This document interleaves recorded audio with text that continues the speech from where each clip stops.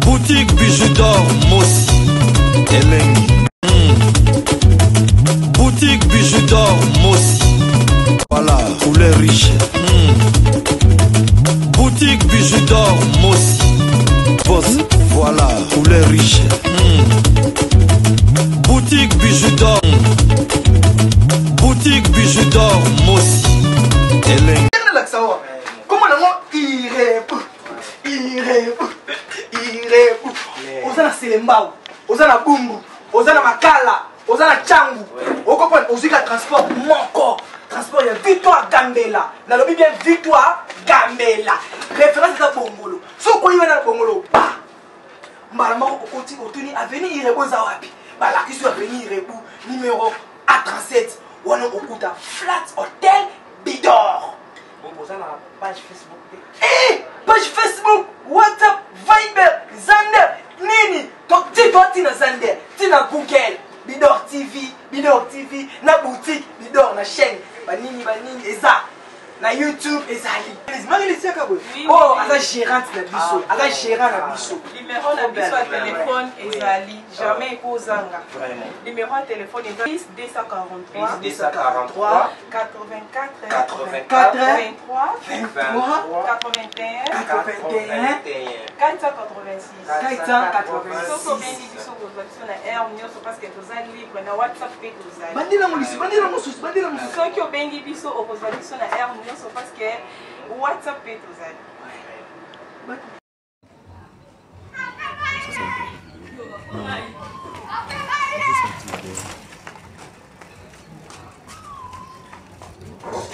Bonjour, na balandi nyonso ya Bidor TV, Mama Bijou Lobi, na bosani binote, boza vraiment na kati ya motema. Chaîne nangeza lokola chaîne moko komi abandonné parce que nazana ba problème, o nazo landela, il faut ba problème on a nyonso tout ici là. Et puis Mama Bijou zonga ko sa ela bino ba vidéo. Mama Bijou zonga ko sa ela bino ba émission, ba masolo eza ebele mais tozana nous na pause, to tika ngona nu bongo. Donc, bozomo na kutu tam sous ba publicité za lisusu na ba chaîne ngati naza vraiment lisusu motivé te ya okoti sa ba publicité ya ozongi sa boya osala misala o etali YouTube parce que naza na ba misala ebele o nazo sala pour le moment ezo sala ke nazala na temps penza te ya komi pesa na chaîne nanga mais kala mingi te na kozongela nanga avant vraiment année esila na ozongela ko sala ba émission nanga. Mama Bijou ngalo bakaka ndeko oyo zotalanga tam susu yo yebaka place nini obundisa makate oyeba batu babundisa kayo te. Il faut kolinga ko yeba. Il faut kolinga oyeba banani babundisa kayo ezalaka important makasi. Wana ekoma sujet de prière na yo. Mais soki oyebi na yo te banani nini babundisa kayo ezalaka pasi. Soko kangami tam susu na eloko moko boy pona Nzambe asunga yo. Obika iloko wana elongwa ozoyeba bayini na yo te en tout cas ezama be makasi fo osenga Nzambe alakisa yo alakisaka yo osenga Nzambe na yo alakisa yo babinemi na yo batuni baza kobundisa yo batuni balingaka échec na yo batuni balingaka yo okufa bakunda yo pona bango ba sepela nga Mama Bijou nde nazoloba benga na yebaka nga na yebi batu nini babundisaka nga. Batu babundisaka nga bazala musika te sans kotanga bakombo sa ba polémique bazala musika te nga batu nga babundisaka nga bazala pembeni. À cause de ça na yebi batu babundisaka nga yango naza na stop naza kotala nanu naza na tiki nyonso tu na maboko ya Nzambe nazo bunda na bato o babundisaka nga. Na kotuna na bandeko mingi o ta mususu boyebaka bandoto. Soko yoki voice nanga olingi kosunga nga ata na privé ata na message tikela Mama Bijou d'or message yebisanga ndoto ya mai elakisi nini parce que nga na oti déjà kotuna papa pasteur nanga apesi nga déjà réponse ya ndoto o na uti kolota ndoto ya mai. Mama Bijou aloti ndoto ya mai bato na yebi sa kotanga bakombola bango na moni bango nyonso bazaki basi mobali azalaki moko. Basi bazalaki mibale mobali moko nangai bazo benga nga tokene ko dinda na mai tokene ko sukola tokene to dinda na mai tokene ko nager mai yango penza na musika nazo poussa na pona ya penza na kende ko nager kona kota na mai après de ko mona mai yango lokola mai ezobima ebele mai penza ke nazo mona ngo modindo na bangi na boyi kokota na mai wana ba komi ko convaincre nga moko tozalaki na ye adindi ju akei na ye kosukola ba o totikalaki na ye totikala sikona mobali moko la mwasi moko bazobondela nga mama biju tokota na mai tokende kodinda na boyi na lobi na kokota te ba convaincre nga na bi jamais quelques minutes na mona mai yango modèle ezalaki ya ebele mai esili mai tokomi komona sikoyo mabele zelo ekomi komonana babisika na biomoni obangaki na opamba tala bato bango na bazosukola eza nango mudindo te tokei na boyi nakomi koyebisa bango na mayo de bain te na eloko boye te na boyi baconvaincre nga ti bakoki ngai te nakotaki na mai wana te nakoti kosukola te epuis na ndenge ndoto esili prière na ndenge ndoto esili mama bijo alamuki na prière lokola naza mutu mo na lotaka penza te so na loti ndoto na néglige yango te na lamuki na prière na bengi batu bakambaka nga la prière na parti ya Congo na yebisi bango ndoto oyo yango na tuna ondeko oyo ozoyoka ngai oyebaka batu babundisaka yo soko oyeba batu babundisaka yo te fo kota mabondeli oyeba binemi na yo bazalaka banani balingaka échec na yo banani balingaka ko avancer te banani basala toujours que yo kweya oza basalaka ba propagande ya mabe banani il faut koluka koyeba pona mama bijunga na yebi bitumbalanga esika nini eutaka. Merci beaucoup partager vidéo soko sepeli nango ekosunga ndeko mususu ai sala makasi ayeba banani babundisaka ye binemi na ye baza banani balinga ba kwesa ye banani balinga ba komisa ye plat ta mususu pendeko oyo ko partager ko yeba signification ndoto oyo mama bijou aloti akoki kotiela ngai message. Merci beaucoup na zasir ke beaucoup partager vidéo oyo massivement bozala toujours na Bidor TV bozala jamais d'ici mama bijou biso tozala na maison de passage na biso eza na Congo soko yo ki voice nanga olingo kende king. En tout cas, contactez Mama Bijou, la publicité à maison de passage, tout ça, langue belé dans la chaîne. Contactez Mama Bijou pour la réservation, pour la congé na yo, pour la congé, au sala séjour na yo ya malamu na maison de passage na biso eza la Matonge na Irebu A37.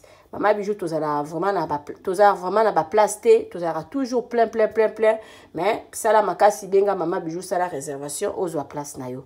Merci beaucoup tout monde ani mbalasima partager vidéo pour ndeko moko rotala tamso ko koza na réponse à kopesa ngai. Ka eye na kati ya Matonge maison de passage na biso. Maison de passage na biso ya Ngoyo, maison de passage na biso ezana ba climatiseur, ezali climatisé. Maison de passage na biso ezana Matonge na Irebu A37. Maison de passage na biso tozana ba appartement où ezali ya 2 chambres, salon, cuisine. Tous les 2 chambres wana ezana ba toilette na kati. Maison de passage na biso tozali na appartement oyo ezali kaka salon, salle de bain, chambre na cuisine. Tozali lisusu na appartement na biso oyo ezali appartement ya pamba lokola chambre na toilette na oyo salle de bain na ona kati. Chambre oyo ezali ya pamba oyo ezaka na salle de bain okoyamba bapaya na yo na kati. Chambre oyo ezali chambre, salon, cuisine. Salon ezali ya munene comme okoyamba bapaya na yo na kati, comme okoki koyamba bapaya na yo libanda. Mai na biso ebimaka kitoko. Courant na biso toza na balune ebele. Toza na groupe na biso soki courant ekei totie essence na kati ya groupe. Ndako na biso ezali sécurité, ezala sécurité ya makasi. Maison de passage na biso na Matonge toza kobengisa bino. Mwana nyonso tu ya poto. Benga numéro oyo ozomona. Appartement, chambre, salon, cuisine. Moni kuna toza na basali, toza na bandundu, toza na nyonso tu. Congélateur. Réchaud.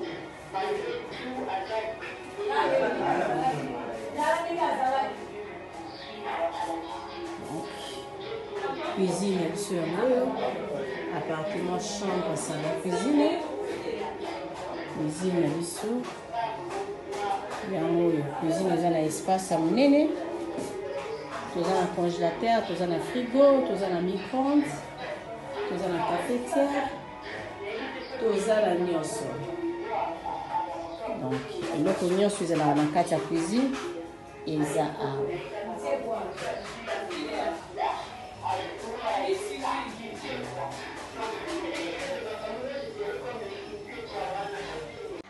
Oui, appartement, chambre, salon, cuisine. Appartement, chambre, salon, cuisine.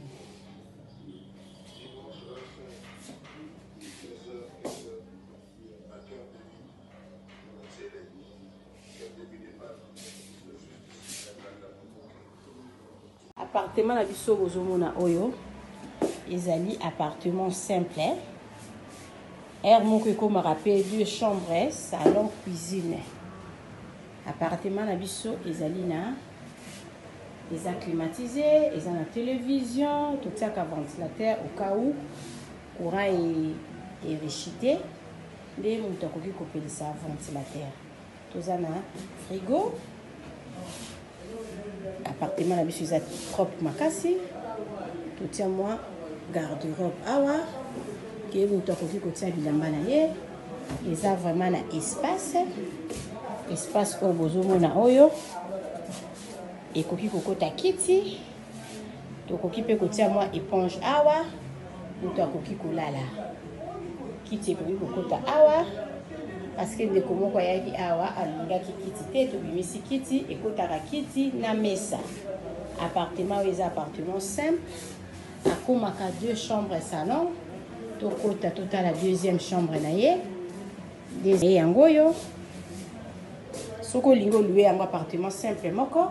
Soko lingo loué yango appartement de 2 chambres.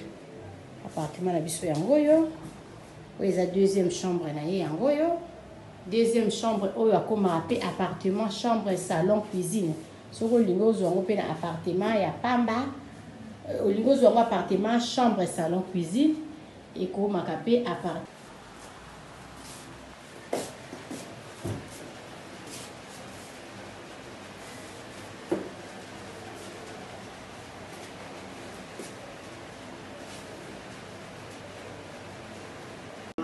Appartement numéro 6.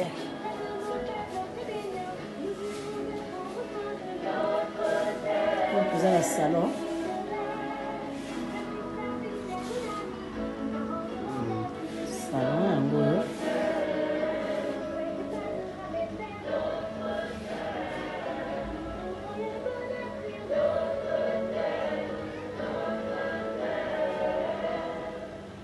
Salon.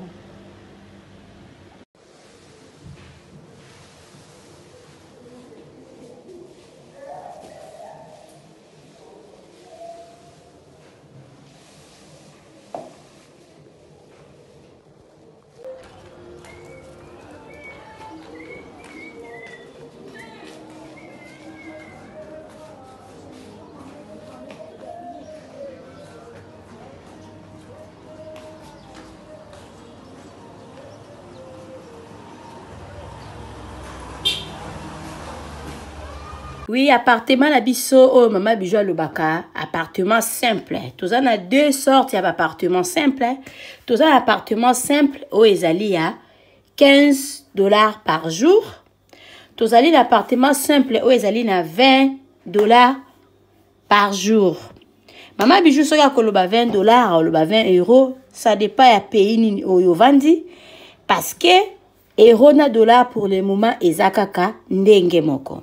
Appartement na biso bozo mona mbetu ezali appartement oyo ezali appartement simple toza kozwa yango na ba séjour soko osala plus de 14 jours tokozwa yango na €20 par jour. Soko osala moins de 14 jours tokozwa yango na €25 par jour. Appartement na biso ezali na garde-robe na kati, ezali na télévision na kati, ezali na frigo na kati, ezali na cafetière na kati, ezali climatisé. Ezali na mbetu ya 2 personnes. Appartement na biso bozomona ezali na douche debout ya kitoko, toilette na biso ezali propre. En tout cas, ndako na biso oyo appartement na biso oyo bozomona ya $20 par jour. Yango oyo eza kitoko makasi. Toza na appartement oyo ezali ya $15 par jour.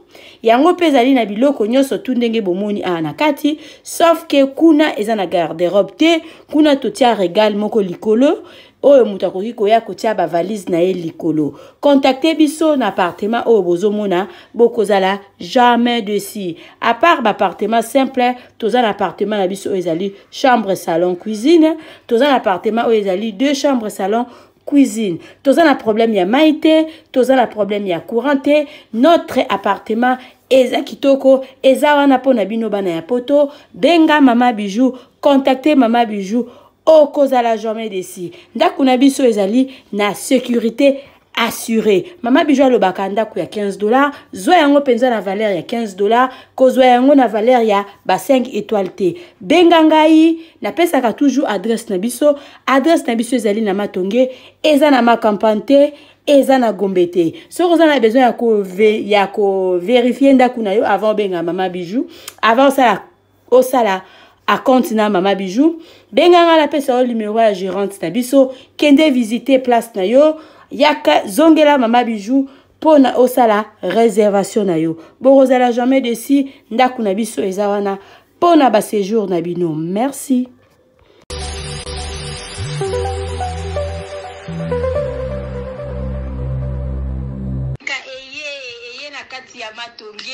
Obizoni ozona filere boutique Tokota na biso tolata Voyant simba mboga tala Hey!